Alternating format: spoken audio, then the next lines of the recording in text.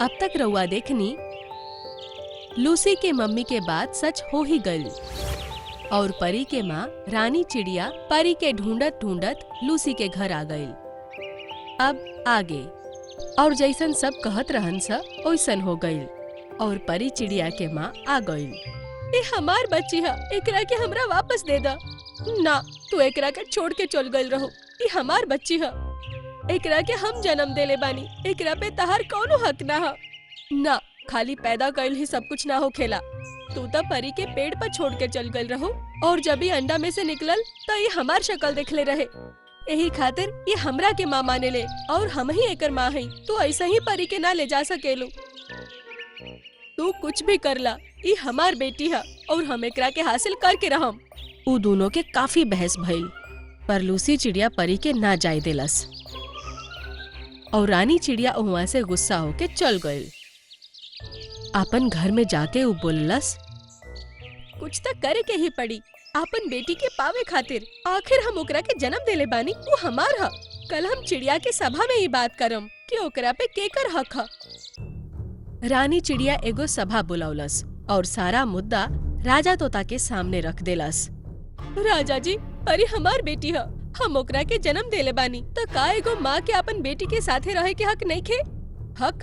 कैसन हक? राजा जी, जब एगो माँ अपन नवजात बच्चा के अकेला छोड़ के चल जाले तो ओकर हक ओकरा पे कैसे हो सकेला? हम आज तक परी के देखभाल कइले बानी तो ओकरा पे हमार हक है। पाले से कुछो ना होखेला, सगा माँ के दर्जा सबसे ऊपर होखेला और आज हमरा के अपना खातिर तोता राजा से इंसाफ चाहिए। हम दोनों पक्षियन के बात सुन लेनी, जेकरा बाद हम फैसला कईनी है कि कुछ दिन खातिर रानी चिड़िया के अपन बेटी के साथे रहे के अधिकार मिले के ही चाहिए। अगर कौनो कारणवश वो अपन बेटी के पाले में सक्षम ना भइली, चाहे वो के परी चिड़िया अपन माई ना माने, तब परी पर सिर्फ लूसी चिड़िया के अधिकार हुई। परी चिड़िया रानी चिड़िया के सौंप दिहल गई। रानी चिड़िया बहुत खुश भइल। परी हमार बेटी, चला हमरा साथे। परी और रानी दोनों घर पहुँच गईलन स। तब रानी चिड़िया सोचलस, हमार बेटी हमार घर पे आयल बिया, आज ओकरा के बहुत अच्छा खाना दे हम। रानी चिड़िया खाना तैयार करके परी के आवाज देलस, परी बेटा देखा, आज हम तहरा खातिर कितना स्वादिष्ट खाना ले आइल बानी, तू खुश हो जाइबू एकरा के खा के। उ 3-4 बार परी के आवाज लगैलस लेकिन उ ना सुनलस। त रानी ओकरा के पूरा घर में देखे लागल पर परी ओकरा के घर के बाहर एगो डाल पर रोअत दिखाई देलस।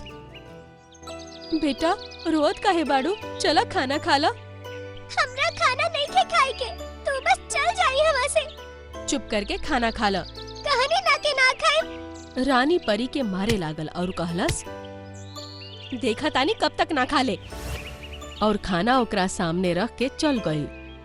परी फिर अपन मन में सोचलस, ये हमार माँ नहीं खे हो सकत, कोनो माँ अपन बच्चा के ना मारे ले, हमरा अपन माँ के पास जाए के बा। रानी चिड़िया भी घर जाके सोचलस, हमरा परी के साथ ही ऐसा ना करे के चाहत रहे, ऐसे भी हम ओकर कुल खुशी छीन ले बानी। हम सच में बुरी माँ हैं, लेकिन हम का करी, हमहू तो ओकरा बिना ना रह सकेनी। रानी फिर परी के जाके देखलस। परी के आँख से आंसू रुकत ही ना रहे, वो बस रोअत ही जात रहे।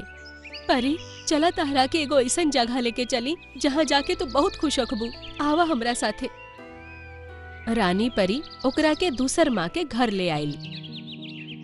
परी अपन माँ के देख के खुश हो गई और रोअत रोअत ओकरा से लिपट गई। ओकनी के प्यार देख रानी के आँख में भी आंसू आ गए।